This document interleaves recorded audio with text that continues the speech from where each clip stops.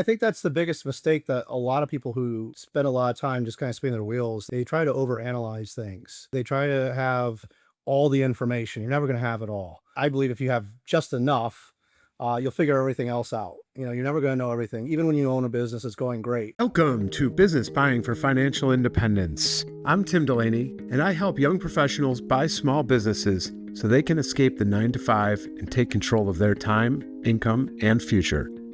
If that sounds like you, hit the subscribe button and let's get into it. So, Ryan, you are a successful business owner, real estate investor.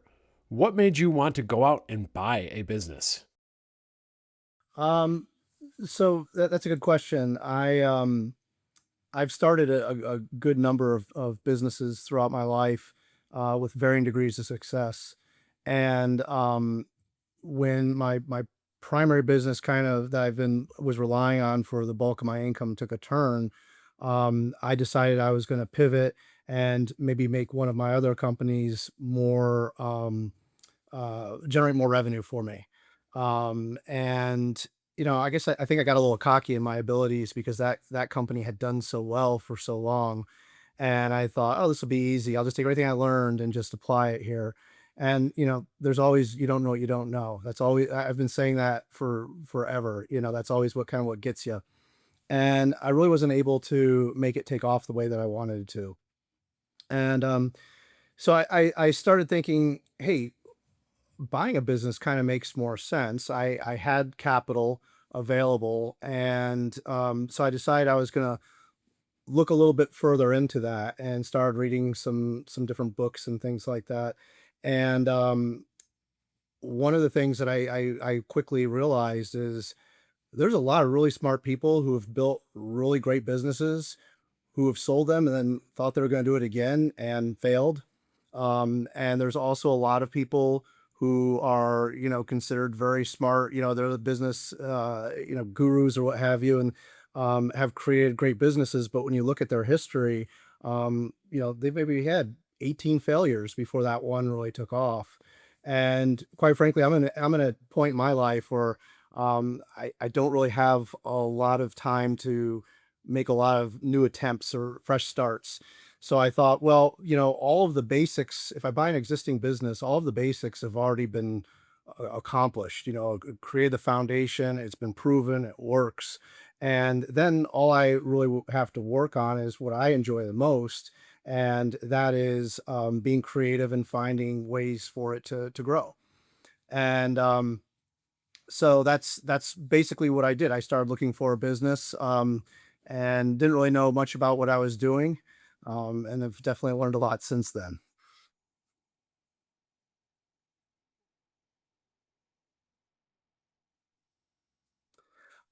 So it's taken about 2 years, and it's kind of interesting because when I first started, I didn't know how long the average search took. I thought, hey, I started looking online and all these companies are for sale, and it just seemed like there were so many of them that look great. And I'm like, oh, I'll have something in 6 months. We'll be closing in 6 months. And I learned over gradually, I wish I could say quickly, I learned gradually that that isn't the case.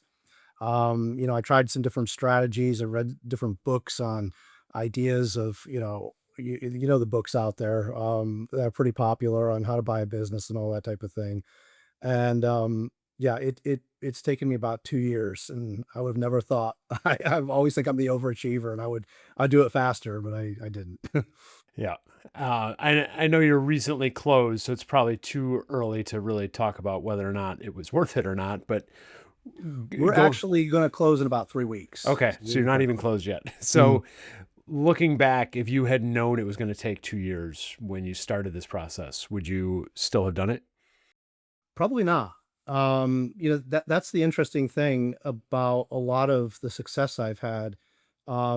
Had I known in advance what it was going to be like, without knowing if I was going to be successful or not on a lot of different ventures, I wouldn't have done them. It's kind of like you get put into a position where, it's do or die. You've got to make it work. But if it's like, oh, should I go down this path or not? If I knew what it was going to be all about, I probably wouldn't have. Um, Now, fast forwarding all the way to today, knowing what the result is, that's a different story. But if I had known that was going to take 2 years, I don't know what direction I would have gone at that point, but it would not have been this. I guess with your experience starting businesses, that 2-year period could have been used to ramp something up from scratch as well. Um, and I think you touched on something there, like when I think for a lot of entrepreneurs, it really takes that back against the wall mentality to make the big move, mentally, mindset wise. Like I looking back, I don't know if I would have bought my wine and liquor store if I had more financial runway. But at the time, I was burning my savings, and I needed to make a move. So uh, that was the deal in front of me. It made a lot of sense. I liked it enough to pull the trigger. If I had had more comfort and more breathing room, maybe I would have passed and kept looking. So yeah, I I think, and want I think that's the biggest mistake that a lot of people who spend a lot of time just kind of spinning their wheels. They try to overanalyze things. You know, they try to have all the information. You're never going to have it all. And you know, I believe if you have just enough, you'll figure everything else out. You're never going to know everything, even when you own a business that's going great. I mean, one day to the next, one day everything's going great, and the next day it's just fires all over the place, and the whole thing's crumbling to the ground. And I think you have to learn to embrace that, because I used to stress about what's around the corner, and I've learned through experience and having run businesses long enough that whatever it is, I'm going to figure it out. And quite frankly, I enjoy doing that. So don't stress about it. yeah. Yeah, and I think there's something to be said for getting the reps in, like, looking at a lot of different business opportunities or trying to start a couple different businesses, but eventually you have to make that decision to go all in because you'll never feel fully ready. You'll never be fully, the situation, the timing will never be perfect. So getting the reps in is important, but eventually you need to uh, kind of take that plunge. Mm. What Yeah, so talk a little bit about your past experiences. What kind of businesses did you have, and what made you what happened with those? Well, I've been an entrepreneur, all my life. I always, even when I worked in corporate America, I used to say I'm an entrepreneur at heart. A lot of times corporate America are looking for people that want to, run their own business kind of within the company. My very first business, I was 10 years old, and I started mowing lawns one summer, and it was a lot different back then than it is today. In that no one gave me any money. No, I got a broken lawnmower. I figured out how to fix the carburetor, and I bought gas with money that I had, and everything was rusty. The gas can was all rusty, and I went door to door with that lawnmower all summer long, knocking on people's doors, asking if they wanted someone to mow their lawn. And then once I did, asking them if I could come back. And then I had this, that's what I did all summer, is just walked around, push this lawnmower in the heat, didn't nearly drink enough water, couldn't figure out why I always had headaches. But that was my very first dip into it, and I didn't even recognize that as being an entrepreneurial thing until maybe a year ago. Looking back. But then after that, when I spent about 20 years in corporate America, working in banking, wealth management, financial planning, that kind of thing. And one of the things that I liked, that I really enjoyed about it, was a few years where I worked in business banking, and my job was to be a resource for our business customers and bring in new ones. And how do you do that? You learn about their business. So I had to learn about their business inside and out, from start to finish. And I listened to their journey from when they started all the way to today and what their future plans are. And I always loved hearing those stories. So I think I took a lot away from that, in seeing where a lot of mistakes were made, and where people were being successful. Um, but yeah, I started, like, gosh, I had a company that I made these kiosks for national parks that created postcards.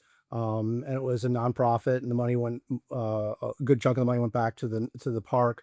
And what I learned with that one is technology is, for me, is not something I want to get into, because as I'm developing this thing, cell phone cameras came out. And the whole idea was that, you could, you know, you would use an email address, you'd send it, and the park would have the email address. But, cell phones started getting really smart and it kind of killed that, almost as fast as it started. I started a company that manufactured these cute little children's backpacks for kids who were in the hospital who need to carry their medical equipment, and that did it very well. And that was probably the most fulfilling thing that I've done as far as having an impact. My company after I left corporate America was a public insurance adjusting company, and we represented owners in helping them get their insurance claims paid. And that's another perfect example of something I wouldn't have started had I known what I knew in the beginning. Because I thought I was going to have a lot of support. I was actually starting it to be in a partnership with another individual, and like so many partnerships, it was very one sided, and so I ended up just kind of going off on my own. But now I'm like, what do I do? So I had to figure it all out myself, and it ended up doing very very well compared to your average public adjusting firm because I created processes and systems and used VAs and all kinds of creative things. Um, and actually, another company I have is virtual assistance work, where we recruit VAs from the Philippines and attach them to U.S. businesses. And it's really, I look at a VA as an employee, and that's really what helped my company Liberty Adjusters do so well. Is it was actually around COVID that I hired my first VA because I couldn't find anybody to work, and they just blew me away with their work ethic, and so I built my company. More than half my employees were VAs at the peak, and I knew a lot of other entrepreneurs and business owners, and I talked to them about using VAs and stuff, and they were all for it. They wanted to do it, but none of them wanted to learn. It was just something new and different. And as far as recruiting, and then I kind of like did it, helped a few people hire them, and I was like, I could probably do this on the side. I could probably help more people because it was like 2 years. I was talking to the same group of people, like, man, I really would go get a VA. I'm like, dude, we've been talking about it for 2 years, and I gave them all my files, all the information, everything I had put together, and none of them were doing it. So I was like, well, would you pay a flat fee if I did it? And they're like, oh yeah, absolutely. In fact, one guy w- had been recruiting VAs on his own and just thought it was too much of a pain in the butt. And so I said, okay, well, I'm going to take this another step further, and I'm going to create this company that I don't have a role in. I'm going to use VAs to create the company, and I'm going to have them all run the company.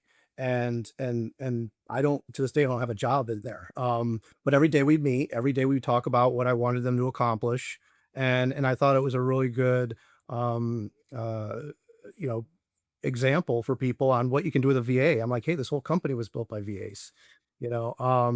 So that was another one, and that one's still just kind of a side thing. So there's been quite a few. I probably can't remember all of them that I tried. Some of them don't work out as much as you'd like. Oh, and I mentioned I was in wealth management, financial planning. So I worked for a major brokerage firm and left and started my own company doing that. And again, you don't know what you don't know kind of came into play. And after a couple of years, I had to go back to corporate America. But yeah. Nice. Pretty varied history. Obviously, a true entrepreneur at heart, constantly starting and trying new things. I also love the business banking aspect. I say all the time that if I had to go back to a corporate job, that's probably the one job that I would be able to tolerate. Just given the nature of what you do all day and talking to other business owners. So you got all these different things. You've had successes and downturns. 2 years ago, you decide to start this business search. What were some of the first things you did in that process and in that decision and early on? Yeah. So I need to figure out what it was that I was looking for. What are my criteria that I really want? And it did evolve and it changed over time a little bit. And I kind of went back and forth with some different things. But that was the very first thing is, what is it that I want in this company? I want it to be recession resistant. I didn't want a whole lot of employees, for example. I wanted something that had been around for, a minimum of 3 years, but ideally 10 years or more. Of course, the P&L had to be strong. So I first had to figure out what the criteria is, and then I kind of made a list of different types of businesses that fit that. Because another big thing is I know people keep talking about passive income, and there really is no such thing as truly passive unless you're buying like bonds. It's passive-ish. And for example, Liberty Adjusters, when it was at its peak, I was only working 5 hours a week, and it was that was when it was doing its absolute best. Um, and so that was something I wanted the opportunity to do. So, in other words, I didn't want it to be heavily reliant on the owner. So, if the owner has a key job, the question is that job easily replicated? And sometimes the owners do things that I'm like, why are you doing that? Why are you doing the bookkeeping? That's the only thing you do. You're setting the appointments and answering the phone and doing bookkeeping. Okay, that's fine. We can easily replicate that. But if that person is like, the main salesperson and estimator, and they're doing it all, and then everybody else just supports him, then that was not a company that I was interested in.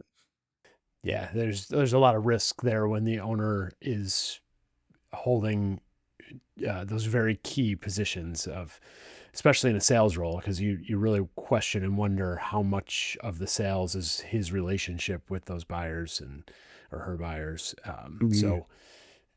Yeah, the less passive, or the less active the owner is, the more valuable the business is in general, especially to certain types of buyers. There are buyers out there that want to buy themselves that heavy job, but you still have to be careful with that. Those what exactly the owner is doing and whether or not you can replace that. So, in setting your criteria, was that were you willing or interested in having a job or role in the business, or were you looking for something that was mostly passive-ish? I was looking for something that I could at least turn into passive-ish, and more so because definitely not because I'm lazy, but because I want something that I can focus on strategy and growth. And if you have a job in the business, you can't do that. And I also want to do other things. I want to find other businesses. I want to grow in other areas. I invest in real estate. So, working, some of these, they say the owner works 60 hours a week or whatever. That's not going to allow me to do all the things that I want to do. So yeah, but definitely, I do not want. I was not looking for a job, and if I did have a job, it had to be a job that I could work my way out of and replace myself. Yeah, that's if the owner's already working 60 hours a week, it's not going to leave you much time to work on the business and grow it over time All because right. as I've said a million times here, if you buy a business, you should have a plan to grow it no matter what. Whether you are working in it or not, like that's you want to try to grow it as fast as you can. So you define your criteria, you kind of lay that out. What was the what were you looking at businesses while you were doing that and kind of helping you refine your criteria, or did you just sit down and create a whole document on what your criteria was first? Yeah, it didn't take me very long to figure it all out. So I mean, that was step one, and that was day one. And day two was start making lists.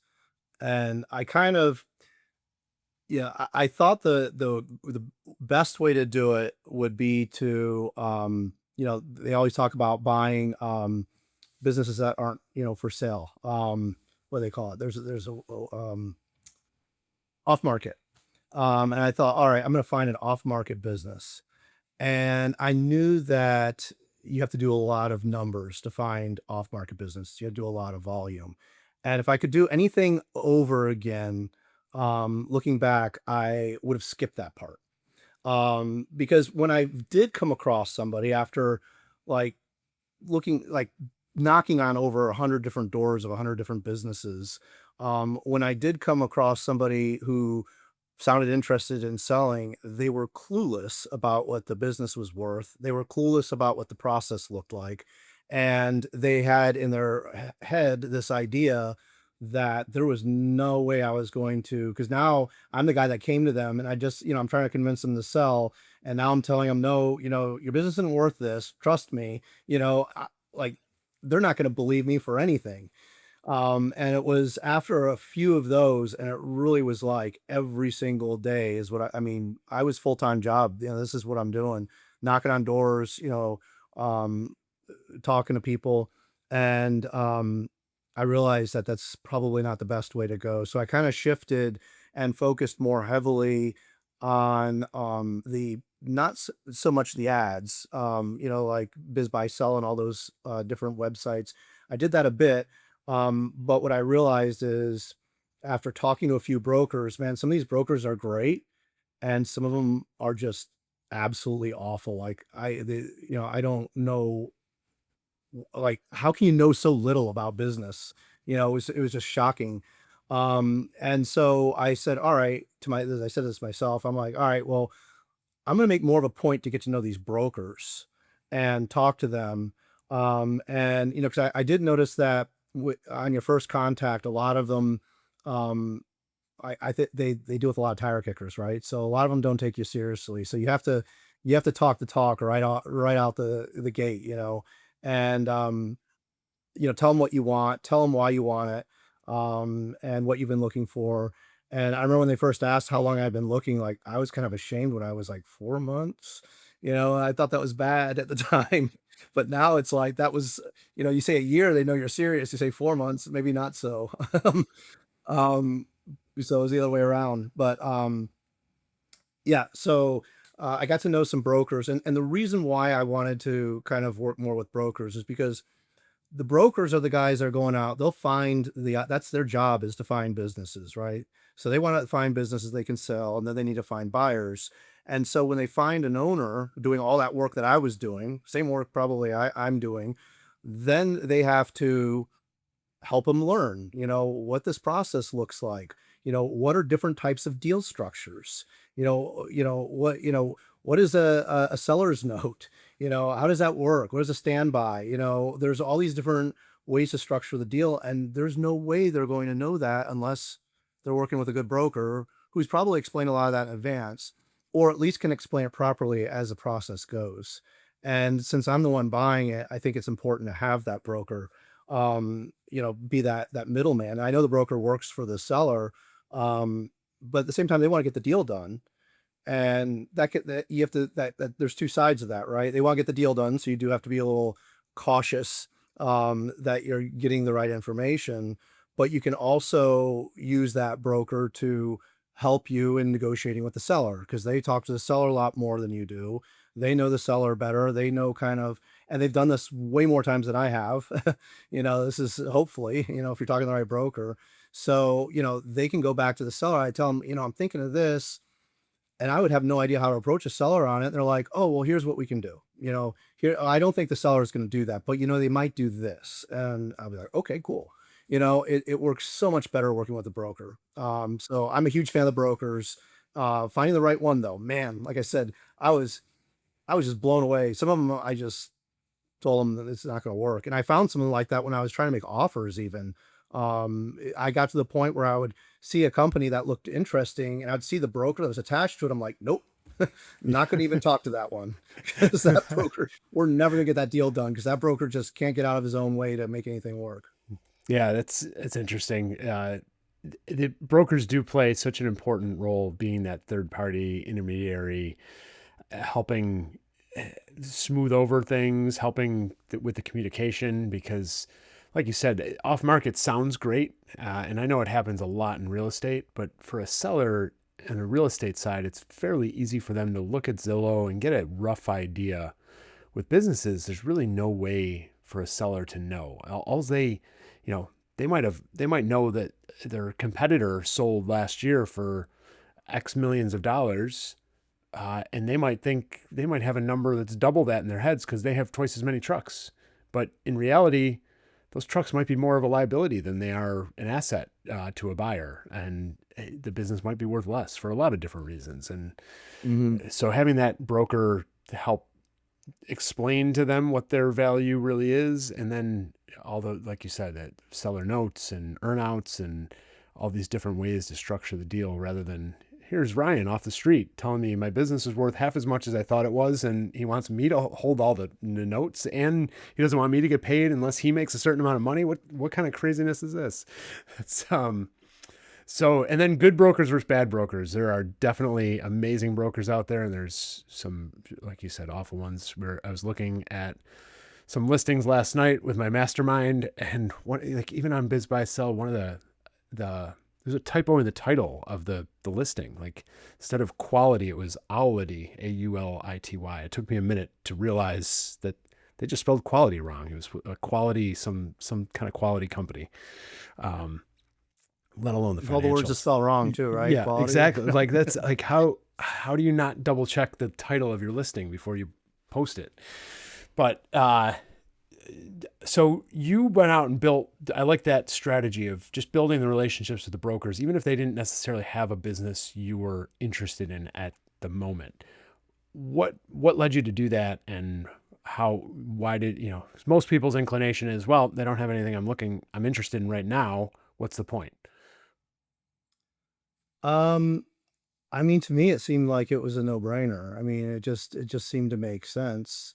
Um, some brokers are good and some aren't, and maybe I learned it from real estate, because I would develop a good relationship with a good broker would or several that would find deals for me. And so I guess it just kind of translated back to that. I mean, it just uh, just made sense. Yep. Yeah. And that's so that those relationships that you made, those people were probably out there actively looking for businesses for you, not just sitting back and waiting for the right thing to come in themselves. Cause like you said, they want to get deals done. So uh, if So they I'm thinking can, if I'm a broker and someone says, "Hey, I want to buy this," like I know people that are car brokers, right? And guy comes up to me and says, "Hey, what kind of car are you looking for? I'll find it for you, and I'll get it, and I'll get the lowest price and all that. You just tell me what I want." I came across guys that do that, so I'm like, he's out there looking for businesses. I mean, wouldn't it make sense for him to look one that he knows he has a buyer for? yep, You yep, know? yep. It saves him a lot of effort if he knows he's got a buyer lined up. So you developed these relationships. You avoided the bad ones, worked with the good ones. What was the next step in that process? I'm assuming one of them finally brought you a deal. Yeah, yeah. So, I the first deal I came across, um, was kind of unique in that, it was service based, and I definitely like service based, but it was in a service I didn't think generated that kind of revenue. And so it was a locksmith, and they were generating gross $1 million a year, and they had slightly under 30% margin.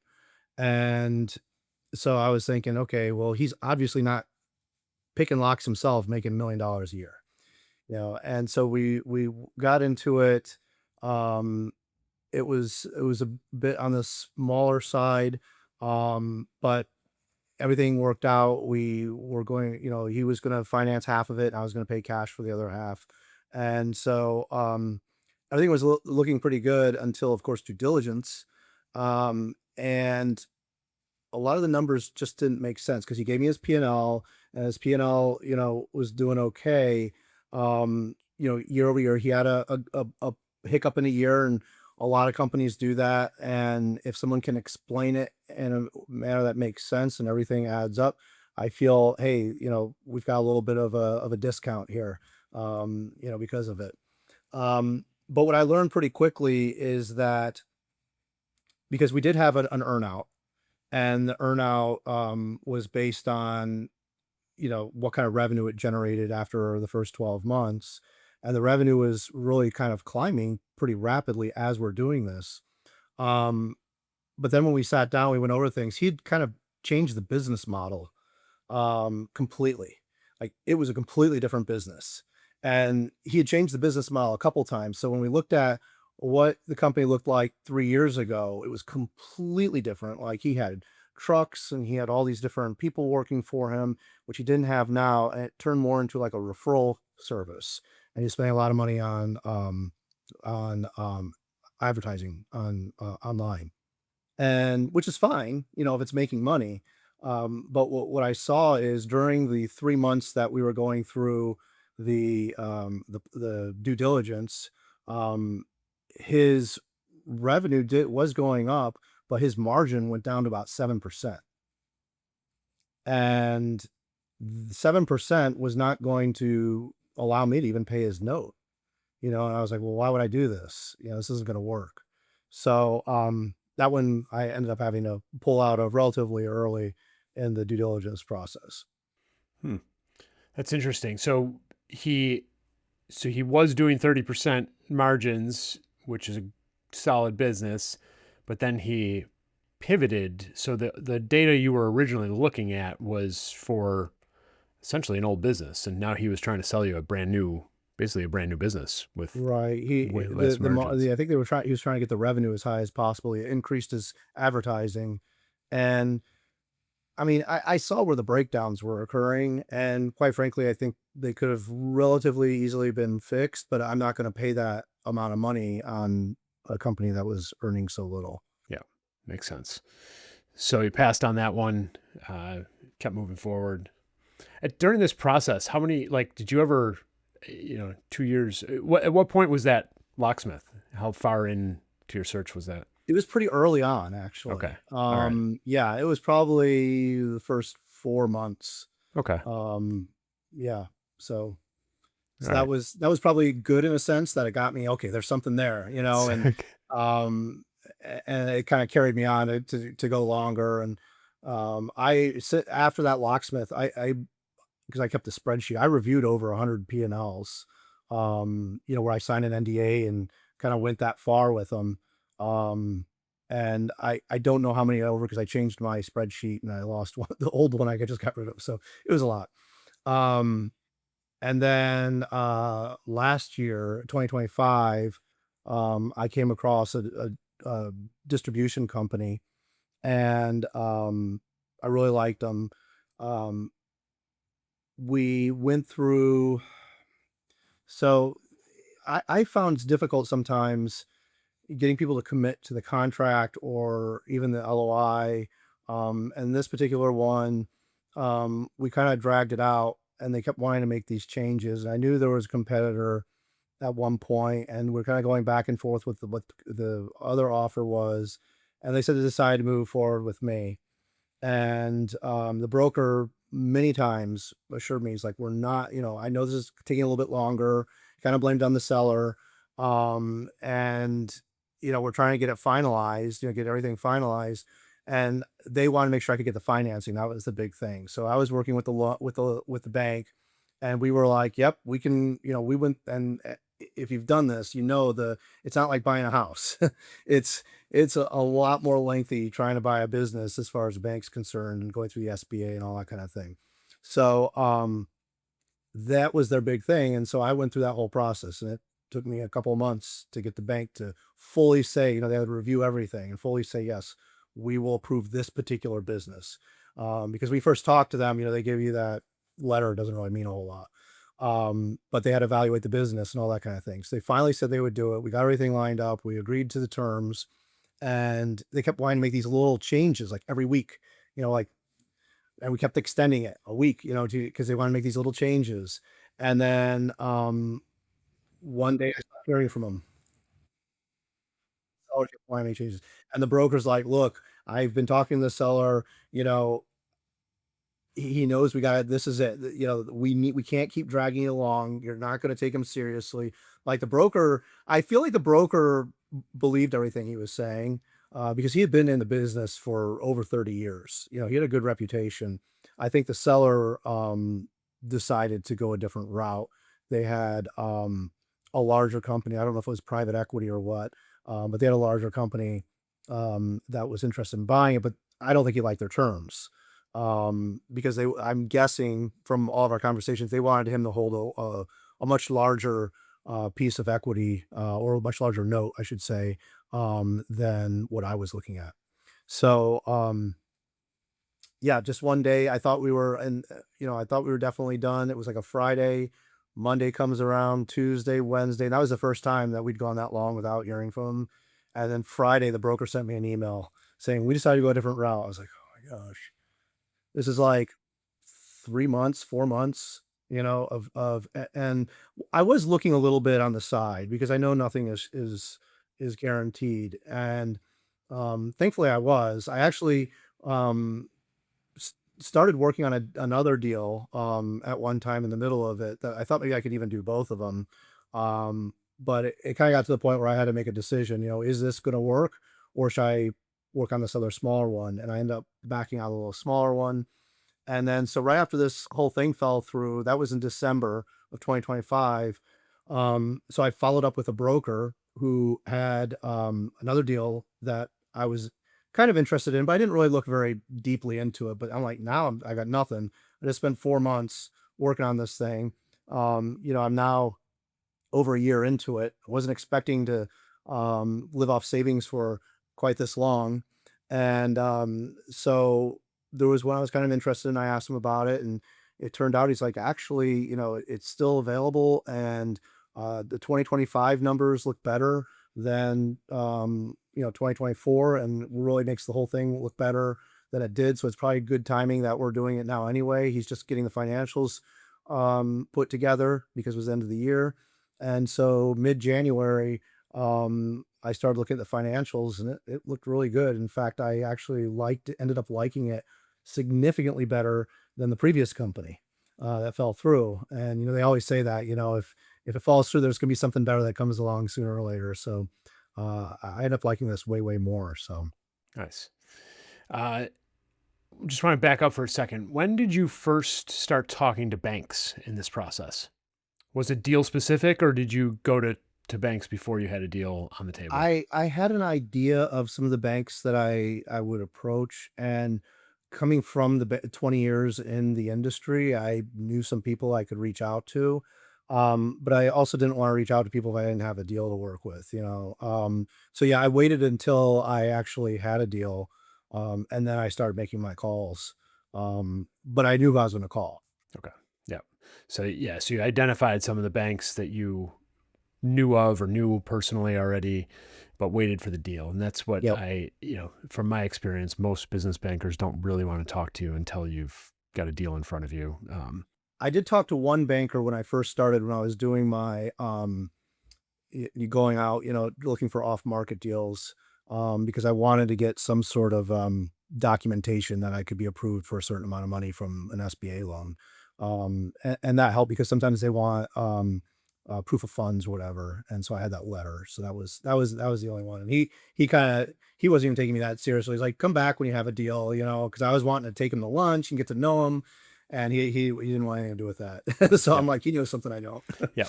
Yeah. Those guys are commission salespeople. Really. They want to use their time wisely. And, Mhm. um, all right. So you got this new business January of this year. What kind of business was it, and what made you so attracted to it? It's also a distribution company. Some of the things that I liked better than the other company is that it operates on a national level rather than a local level. So the other one was local to the town I live in, which was convenient because I looked at some that were a little bit of a drive, and I really didn't want to have to drive a couple hours, to get someplace. And how am I going to work remotely and still, work well with the employees? So that was great. But this doesn't have very many employees. It also uses VAs for about half its workforce, which is very familiar to me. And I have a network of VAs and a recruiter who still works for me, who lives in the Philippines. So I definitely have some good resources in managing the VAs and growing that if need be. Um, and the employees that are there really work remotely. He has an office that is part of a building that he built, a commercial building, and so he's one of his own tenants. But it's not really necessary because all in this particular industry, they use drop shipping for the vast majority of it. And it's really about the vendors that you have agreements with. So, he works with about 40 different vendors, which I really like. That's diversified. including the largest of that nature in the country, which there's a very high demand for. And so the way that he has grown his business up until this point has been adding more and more product, more SKUs. And when you have the popular items that the contractors and the builders and, the large organizations, because you his customers are everywhere from, um, you know, small, mom and pops, which is a big part of it is e-commerce, all the way up to institutional municipalities, you know, sports stadiums, gas stations, things like that. So it's quite a spread. Um, and it's like I said, it's all drop ship, so that was pretty amazing to me that it worked that way, but apparently that's common in that industry, so I really like that. He's been around for 12 years.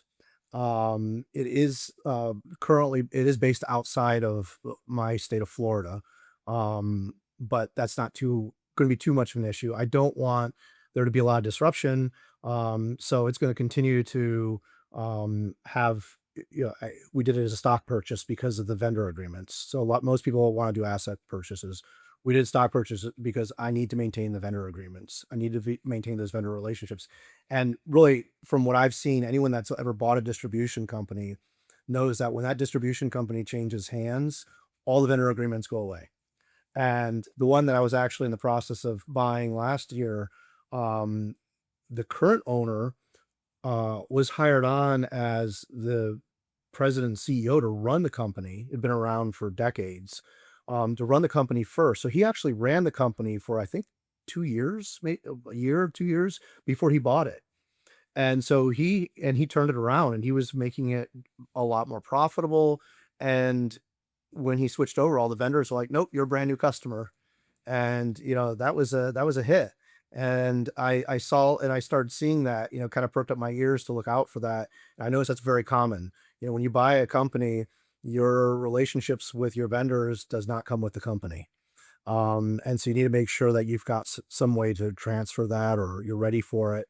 You have a line of credit or something of your own because they don't extend terms. If you had terms, they're not going to extend them to you except for as a brand new person, brand new customer, and that's if they agree. They may not even extend the contract. They may decide, no, we're not taking on any new customers. Which I saw another company that I was looking at happen after I decided not to buy it. But Interesting. Yeah, that's a good, just a reminder for listeners that an asset sale is when you're not taking over the existing entity, you're setting up your own entity and taking over and taking on all of the name, the everything about the business, but not the actual entity. With a stock purchase, you are taking on that existing entity. And the downside of that is if there's any outstanding liabilities or unknown things that could come back up and bite you. But hopefully you have some protections in the contract that can prevent that. But when you do an asset sale, because you're a new entity, all those agreements, like Ryan said, go away because the agreement was with X company, not your new company. So good tidbit to remember. There's certain industries where that is definitely way more common to do a stock sales, and I guess this is one of them. What how did you price how did you decide what to offer on the business? so when I look at kind of what people are asking for, how much they want for a company when you're looking online or what have you, I mean, I don't really take a lot of merit to it because their numbers are made up more or less. You don't know how they really derive their numbers to begin with. So if they have a multiple, so you're looking at, okay, it's saying that the SDE is X number of dollars and it's a 2.5 times multiple. Okay, well that makes sense. But the SDE is never, ever, ever, never right. you know? Um, so y- that's not going to be an actual number. So I kind of look at it and I don't look at the unless it's just ridiculous, because the SDE is always inflated. So if they're saying, if they have an SDE and they're saying it's 6 times the SDE and the industry average is 3, then I'm not even going to bother with that. But if it kind of makes sense, then I'll go along with it. On this particular one, it looked very attractive, and of course the SDE wasn't as great um as it initially said, but it didn't end up being that far off. So the multiple was a little higher. I was typically looking at businesses that had somewhere between a 2 and 3x multiple. This was more around four. But everything made sense. It just looks so strong to me, and it checks so many of the boxes, and and as long as I can, as I can pay for it, if I can get the financing and we can service the debt, that's the big thing that, all these books that you read, there's two different parts, right? Or even you listen, to these gurus. They talk about, oh, how to buy a business with none of your own money, which I don't believe is really something that's too easy to do. I know people have done it, but it's not very realistic. But when they're talking about like using so little of your money, they don't look at also the debt service combined. That's a different conversation. And then you can get a loan and the loan's going to pay for all this. And they're talking about, oh, look at the SDE or look at the EBITDA of this company. It's so great. And I got it without having to put any of my own money down. But when you combine the two and you add the debt service, well, after debt service, you have no more EBITDA, you know? So that for me was a really big that was the biggest factor, when I'm looking at companies and I'm evaluating companies. So I would ask myself, I'm like, do I need to hire a manager? Will I need to hire, come in, additional costs? So I calculate 100 grand for a manager. And I take that out right away. And then I would calculate the debt service. So I have a formulas that I would run, and I actually I created through Chat GPT. So all I had to do is I'd copy and paste the SDE, the purchase price, and the revenue, and I'd plug it in and it would run it for me with all my criteria and tell me if it looked like a good deal or not. I would compare it to the others. So that's really what I looked at first. Um, does it add up within my, can I service the debt based on current interest rates where I could probably get an SBA loan for? And if I have to hire a manager, we have to figure that in there. So if all of that happened and I still had a minimum amount of money left over, profit, then I move forward with it. Some of the, are they paying what are they paying the owner in the P&L? How much of a is that enough? If they're relying on owner's distributions and they're only paying the owner 30 grand, well, I have to calculate that because that comes into play too. So those were all kind of some of the things I looked at. I probably made it a little bit more complicated than the average person, but to me, it made more sense doing it that way. And it was super fast with my Chat GPT because even when a broker sent me something, it always has those three numbers, and you can usually copy and paste them once. And I just pasted it into my thing I made, and bam, it automatically broke everything down for me. So that's how I decided, not so much the multiple. Yeah. Okay. Yeah. And obviously, like you said, you have to go back and double check that SDE because 99.9% of the time it's not completely accurate. Uh, And sometimes you break it down, it's just wild the stuff that's in there. Like one guy had half of the SD, more than half the SDE was mileage expenses that he had written off. So it was like over $100,000 for mileage for the year. And I was just like, what? That's definitely not a business that you can work remotely. yeah. Yeah. Yeah. And Not to then, yeah. mention, that number just seems wild to me, but he's driving a lot more than I want to. Yeah. I was looking at a business the other day that they had SDE listed at 2.5 million and the P&L was only showing $600,000 of profit. And there was no logical way to get to that, to 2.5. No idea how they got there. We didn't even bother pursuing it because it was so far off, just on the listing. Um, so you like the business, you made an offer. How did you do an LOI? Did you go straight to contract? How'd you work that with the broker? So with this particular broker, LOIs are looked at differently depending on who you're talking to. You know, some people they're gold, some people they don't mean much of anything. And quite frankly, I don't think they mean anything, right? I mean, there's no legal binding to an LOI. You're just kind of saying what you want to do, and other than maybe an exclusivity period, which is probably the biggest value to it that I see, is that you're agreeing to not take any other offers during that time. But he wasn't really interested in the LOI.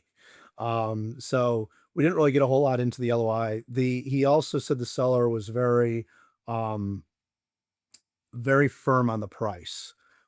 He's willing to work with structure, but the price isn't likely going to move. And I'm like, okay, I can work with structure because there's a million and one different ways you can structure a deal. And so I was like, all right, let's see, let's start the journey and see where it takes us. Yes. Yeah, that's the price. Price is only one factor. The terms kind of dictate. You can play around with them a lot and make it the cash flow vary depending on how you structure that. So, what, how did you structure the deal, and yeah, how did you structure the deal? Well, we went back and forth because the banks, you know, were a big factor in there, and we had a little bit of a challenge with the financials, the P&Ls. He's his own bookkeeper. He's entering information in. He has different platforms that bring for sales, and what ended up happening is the P&Ls got jumbled with a combination of accrual-based accounting and cash-based accounting. And so if you look at it from an annual basis, they look great, but when they broke them down month to month, they didn't look good, and the banks didn't like them.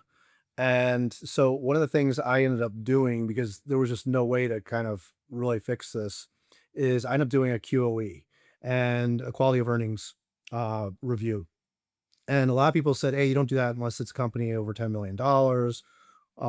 And I kind of went back and forth with it. I asked brokers I knew. I asked different people, "What do you think?" Some bankers said, "Yeah," that were friends of mine were like, "You should really do this." Um, and I found a company that would kind of do it, kind of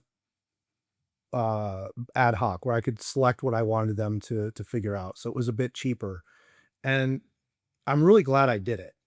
It wasn't cheap. It was, I think $12,500. Um, but it answered a lot of questions for me. One is, did my own due diligence. Did I do it right? Did I miss something? And if so, even if I did miss something, it doesn't mean the deal's done, but I need to know how to structure a loan because of it. And it ended up coming out a lot better. Like I felt so much better about the deal. And interestingly, around that same time, I was listening to a lot of podcasts about business acquisition, and I decided for a while I was going to focus on finding people that had businesses fail that they acquired. And as I listened to these failures, one of the things that came out that I saw was pretty consistent was they missed stuff in their due diligence. You know, they uh, some things that they say, "Well, I wish I'd done this," or "I wish I'd checked for that." And I'm thinking, well, yeah, either they didn't do a very good job of due diligence, and I felt like I had done a better job with mine, or man, now I'm really glad I'm doing the QOE because they didn't think of that. Maybe there's something I'm not thinking of. You know, again, you don't know, you don't know. And so over and over again, I kept thinking that could have been fixed with a QE. That could have been fixed with a QE. That could have been fixed with a QE. And all these people that are having these failures, I mean, number one reason that new acquisitions fail is because they don't have enough working capital. They don't set that up right. Well, QE can help you figure that out too.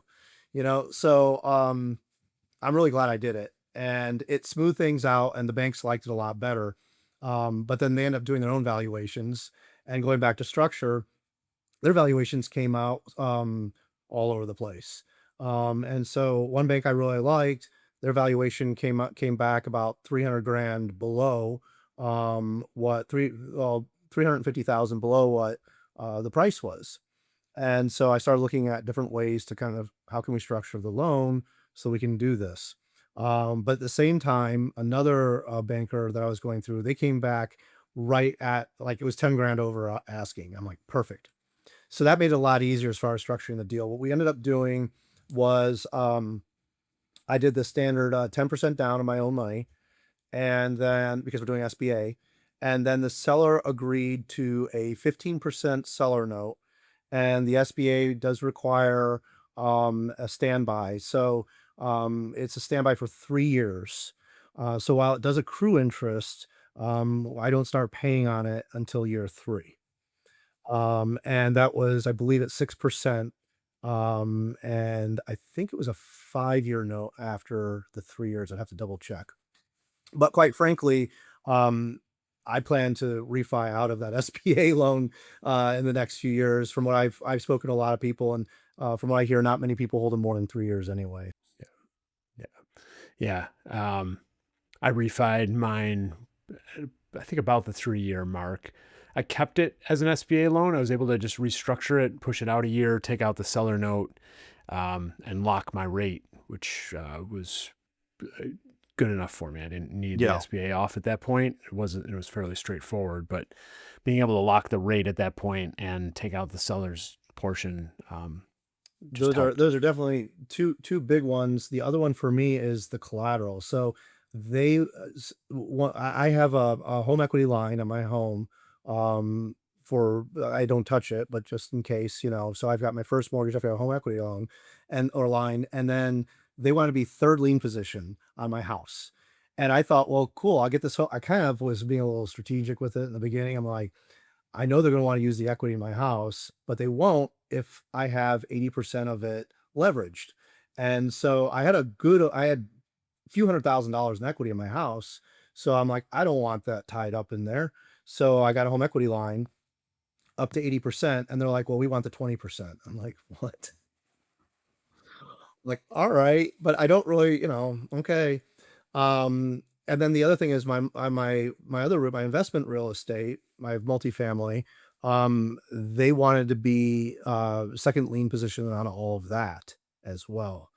And the problem with that is, part of the strategy with commercial real estate or real estate investing in general is you increase the rents and then you refinance, you pull cash out and use that cash maybe to do more improvements and you increase the rents. And when you have this second position on, the SBA wants any cash that comes out in a cash out refi. And if I sell it, they want all of the gain. So now I've got this property that is supposed to be a kind of fluid as far as what I'm doing with it. And now it's locked in for 10 years. I can't do anything with it. So definitely need to refinance for that purpose too. Fortunately, it's cash flowing really, really well. Yeah. Yeah. This is one of the advantages of me buying and using the SBA when I did is I did not own my own house. I didn't own any other assets. So they had nothing else to put their name on. I bought my house a couple of years later, started doing real estate a few years after that. So they weren't thinking about it. They, maybe I guess never really read the fine print. Maybe they were entitled to automatically put stuff on future assets, but didn't really think about it. By that point, I was paying the note regularly anyway, so it probably didn't matter to them either. That's the downside with the SBAs. They do want a lot of collateral, and they tie things up. And did you try to get a non-SBA, just like a commercial loan at all? I looked around. I didn't really get anywhere with it. It's interesting because a lot of banks were like, "Well, you don't have collateral, you don't have equipment and stuff." But the first distribution company, or the one that I was looking at last year, they had forklifts and they had inventory, they had trucks, and they had all this stuff. And the bank's like, "Well, we depreciate all that. We're not, really you have." They kept saying I have no collateral. I'm like, "What do you mean I have no collateral? There's tons of, I mean, there's equipment, there's machinery, there's all this kind of stuff." Well, after we depreciate it all down to 5% of its value, you don't have any. So it's like that seems made up because the banks don't want it because it doesn't have collateral. But then the company that had a ton of equipment and machinery, they say it still says has no collateral. Yeah. It feels sometimes like they're just always looking for an excuse not to do something. And that's Yeah, and from their perspective, if they have to fire sale that equipment, it's probably not worth much Yeah. on an auction block, like from their But made me perspective. wonder what qualifies as collateral? Yeah, probably not much in the distribution world, I would guess. Yeah. It's even in I would wonder even in manufacturing, what kind of machinery do they really, they're probably depreciating down everything. So Yeah. uh, hard hard real estate, I guess. Uh, So you're now about 3 weeks away. We'll probably air this after you've already closed, but what are you doing with these final couple weeks before you close to get ready for the transaction? So, the closing coordinator gave me like a 3-page list of documents needed to close, and it's funny because when I talk to people that don't know anything about this, they're like, "Oh, is it like buying a house?" I'm like, "It's like buying a house multiplied by 1,000." It's like there's a lot that they need, and even more so than buying real estate for investment purposes. There's just like so much documentation that they need. So um, I've pretty much given them everything that they want. There's just a few things that are going to take a little long. Like I need a life insurance policy. I'm waiting on that. And there's just a couple things that aren't going to be available right away. Um, that we're waiting on. We're set to close in 3 weeks, but if those I think it's like 3 or 4 items we can get done faster, we can close sooner. They said we can close 5 days after I get the last document to them. So that's kinda what we're doing right now. In the meantime, I'm working on the transition plan. Um, you know, I started working on it a while back, but I'm like, no, I got to focus on other things. And for me, it's really fun. So that's where I've been spending my time with. I mean, AI has just recently kind of taken off in the last year, and so I've been working on learning that. I've got some AI agents set up, and it's really kind of wild what they can do. So I don't even think I need to add VAs for a while. There is one role that I want to hire for that has to do with growing that institutional side, and that needs to be a human because it's going to be relationship based. And I'm currently looking for that person. Hopefully, we'll be interviewing the first candidates in the next several weeks. Um, but I figure I kind of my plan is it will take about up to 6 months to transition and stabilize the company. That's what I'm giving myself. Quite frankly, I think it'll probably be a lot faster. But I wanna get everything stabilized before I make any changes. So that's what I've been focusing on.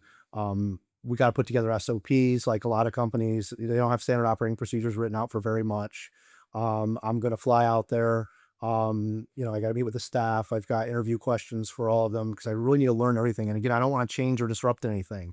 So right now it's just all about learning. So I put together an outline of everything I want to learn about and that sort of thing. Have you met the staff yet? I have not met them yet. Okay. No. So the They definitely know that there's a sale coming. okay. They're familiar with everything that's going on. But I have not personally met with them yet. Okay. No. Yeah, I didn't know. Like sometimes the owners are open to buyers coming in a little bit early, but other times it's you wait until you close till you get the keys, which is Yeah. fair as well. I don't think I think if I told him, "Hey, I wanna meet them next week," he wouldn't have a problem with it. I just wanna make sure I do it right and make the right impression. Definitely don't wanna scare them, because you can imagine, you work for a small company, and you're only one of a few people, and now it's getting bought, what's gonna happen? I have to work for this completely different guy, and what's he gonna be doing? And, so I'm really taking my time to not scare them off because we wanna keep them where they are, to keep that stability. Yeah. Yeah, that's the irony that the employees don't realize is that you're buying the company because there's employees in place and you do want them there and, continue their jobs. That's otherwise you would just start from scratch and go hire your own employees. But there understandably nobody likes change and everybody's a little nervous when something like that happens. So Still. good approach of not trying to change too much right away. And getting the transition plan in place. Anything else you want to leave with the listeners before we sign off here? Taking up a lot of your time already. Yeah, I mean, I guess if someone's looking to buy a business, it does this is all my opinion, of course, it needs to be a full-time job. You need to have the resources available, to support yourself, while you're doing this. And of course, you do need to have the money to purchase a business. Oh, and that just reminded me. So a lot of banks are gonna require post-close liquidity, which not a lot of people think of. So if you're buying a company for $2.5 million, you think, okay, I need $250,000. Nope, you need $500,000 because they want 10% of the loan amount available in cash sitting in your personal account the day you close. And that was a big eye opener for me with the company from the previous year because it was more money than the one I'm buying now, and it was really hard for me to figure out where I was gonna come up with that money, and, while I could, I didn't like the what was gonna happen, taxes and taking money out of IRAs and penalties and all that kinda thing, so that's a big one that I don't think a lot of people know. I didn't know about it until we were well down the path of getting the loan done, and I'm like, "What do you mean? What's this liquidity? I see the same number twice." They're like, "Yeah, you have to have that in cash." Yeah. That's good tip for people out there because the fact that they wait till almost closing to tell you that can really throw a wrench into things. Um, so make sure you have liquidity, and we touched on it earlier. Like, yes, you can buy a business with no money out of your own pocket. Does it happen often? Not too often. I know people that have done it as well. But even if you are able to do that, you still need and want cash available to some extent to weather storms, downturns early on in the acquisition because they can easily happen.